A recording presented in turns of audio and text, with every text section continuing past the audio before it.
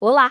Hoje a gente vai mergulhar num assunto fundamental: os crimes contra a administração pública. Basicamente, vamos entender o conjunto de leis feito para proteger a integridade do serviço público aqui no Brasil.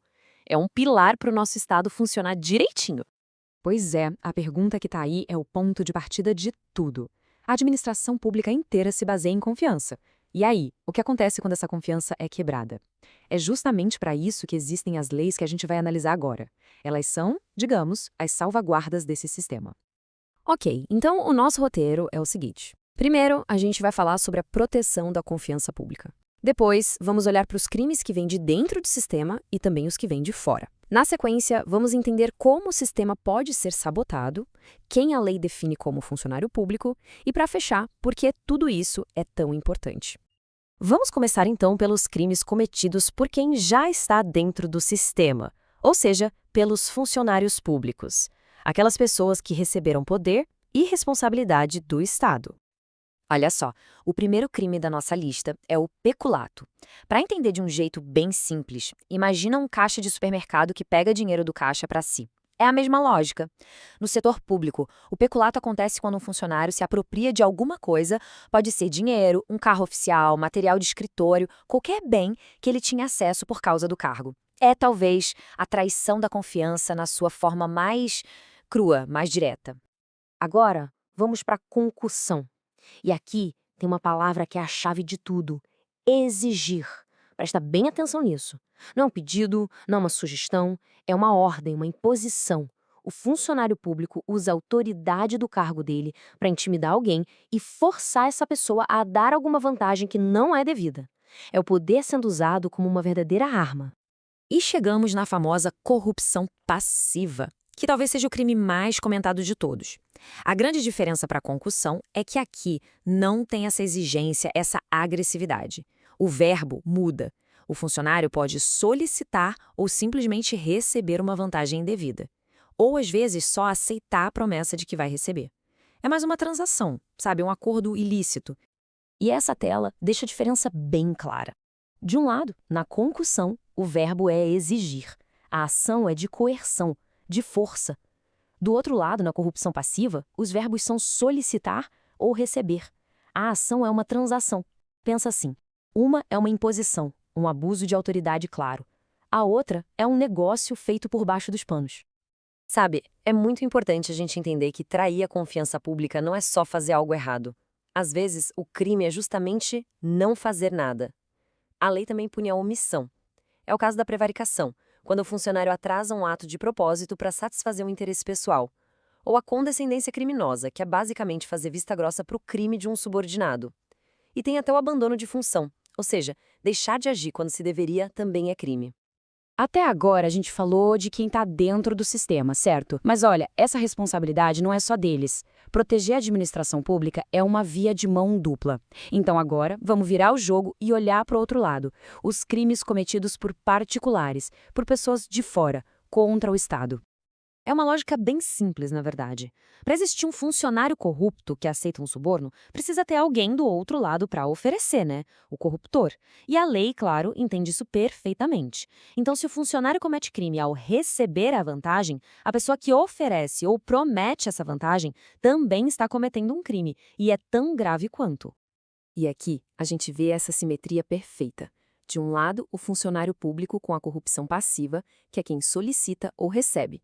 Do outro, o particular com a corrupção ativa, que é quem oferece ou promete. São literalmente as duas faces da mesma moeda. Um crime não existe sem o outro. Precisa dos dois para essa transação ilegal acontecer. E tem também o tráfico de influência.